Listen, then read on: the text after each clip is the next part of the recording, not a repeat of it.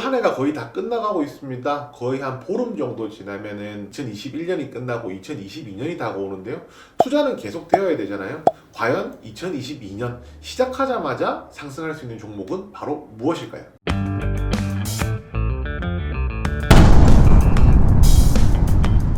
마이데이터 사업이 이제 본격화됐습니다. 12월부터 시범 서비스를 시작하고요. 내년 1월부터는 정식 서비스를 제공하기로 했습니다. 마이데이터라는 개념 자체가 다소 좀 생소하기도 하고 어렵기 때문에 많은 분들께서 조금 혼란스러워 하시는 부분들이 있는데요. 이름 그대로 마이데이터, 내가 가진 나의 개인정보를 내가 활용할 수 있는 방안이 정해졌다라고 생각하시면 되는 거고요. 제가 가지고 있는 개인정보를 마이데이터 회사에 제공할 수도 있고 하지 않을 수도 있는 선택을 제가 하는 것인데, 만약에 제 데이터를 제공을 한다라고 하면 제 데이터에 맞는 맞춤 서비스를 받을 수 있다는 것이 큰 장점이라고 할 수가 있습니다. 개인정보를 받아서 그에 맞춤 서비스를 제공하는 앱들은 실제로 지금도 존재를 하고 있습니다. 대표적으로 뭐 토스라든지 뱅크샐러드 같은 것들이 있는데요. 여기저기에 퍼져 있는 저희 그 금융정보들을 모아서 한 앱에 보여주는 것이 마이데이터라고 한다면 마이데이터 서비스를 이미 진행을 하고 있었다고 볼 수 있습니다. 그렇지만 기존의 서비스와 마이데이터가 가장 다른 점이 있는데요. 기존에는 스크래핑이라는 방식으로 데이터를 수집을 했습니다. 토스나 뱅크샐러드에 제 공인인증서를 등록을 하면요, 저 대신 각 금융기관에 로그인을 해서 정보를 받아오는 시스템이었거든요.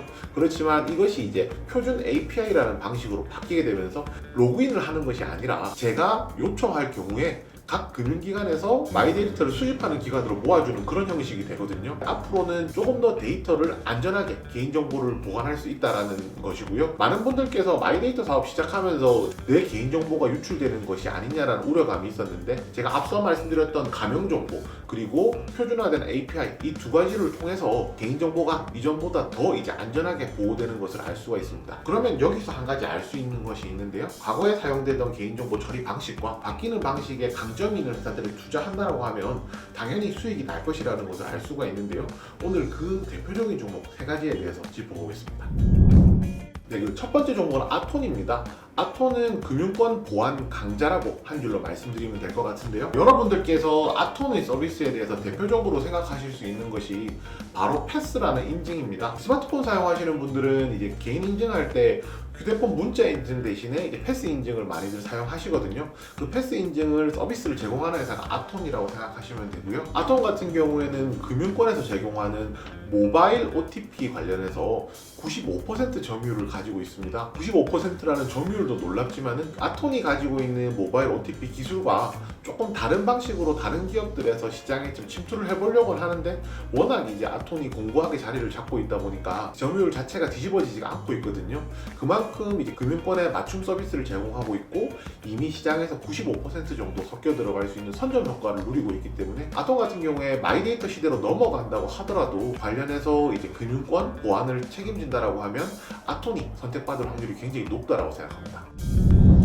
다음 종목은 핑거인데요. 핑거는 국내 최다 금융 플랫폼 구축 레퍼런스를 보유하고 있습니다. 대표적인 것이 뭐 신한은행의 쏠이라든지 우리은행의 원뱅킹 같은 것들이 있을 건데요. 이런 금융 플랫폼들을 만들었던 경력을 가지고 있는 상태고요. 여기서 플러스해서 마이데이터 시대로 넘어간다라고 하면은 각 금융회사들에서 신규 금융 플랫폼을 또 만들어내야 되거든요.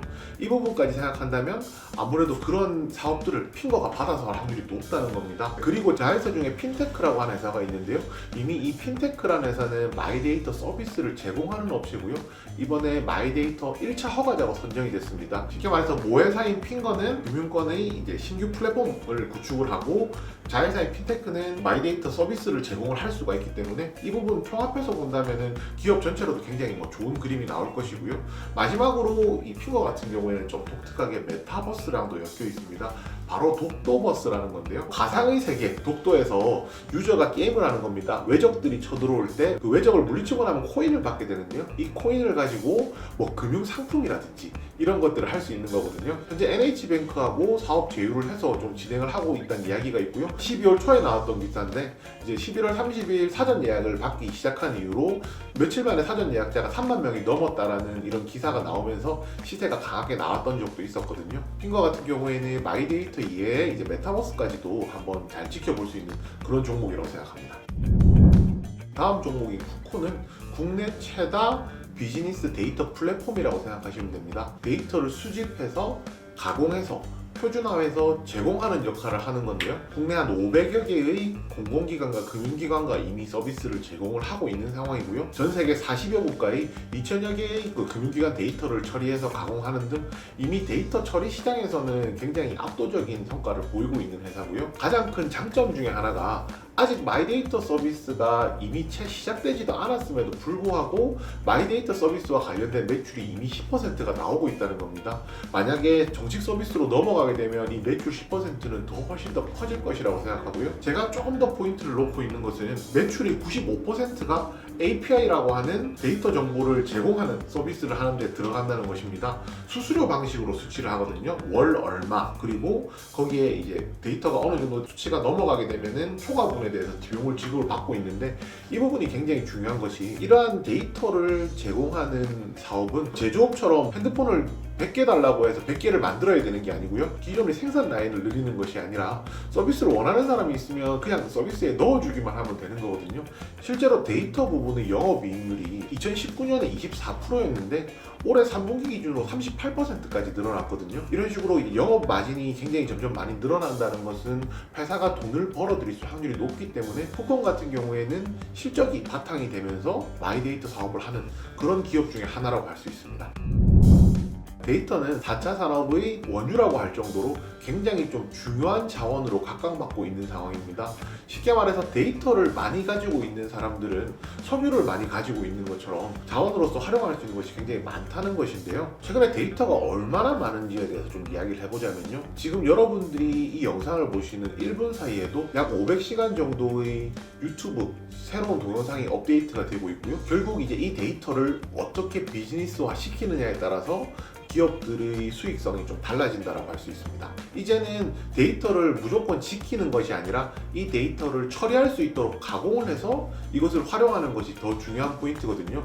이것을 이제 마이데이터 시대에는 가명 정보라고 부르고 있습니다. 쉽게 말해서 제 이름이 이호석이고 나이가 어떻고 성별이 어떻고 뭐 이런 부분들이 있다라고 하면 이것을 제 이름만 바꾸는 겁니다. 제 이름을 다른 것으로 넣어서 그 외에 제 정보는 그대로 사용하는 것이거든요. 그러면 이 정보를 제가 다른 데 제공을 하게 되면 저한테 맞춤형 서비스를 받을 수 있는 것이고요. 이렇게 하면은 되게 안 와닿으실 수도 있어서 제가 여러분들이 확 와닿으실 수 있는 사례를 하나 말씀드릴 텐데요. 애플 같은 경우에 개인 사생활 보호를 위해서 개인정보를 사용하는 것에 대한 설문을 받고 동의를 한 사람에 대해서는 개인정보를 제공하고 동의하지 않는 사람들은 제공하지 않는 것으로 그 iOS 정책을 바꿨습니다. 이 정책을 실행하고 나니까 미국 내에서 애플 제품, 아이폰을 사용하는 4%의 이용자만 정보 사용에 동의를 했고요. 그 외에 96%는 동의를 하지 않았습니다. 그렇다면 이러한 데이터를 받아서 가공해서 뭐 광고라든지 이런 데 활용했던 기업들은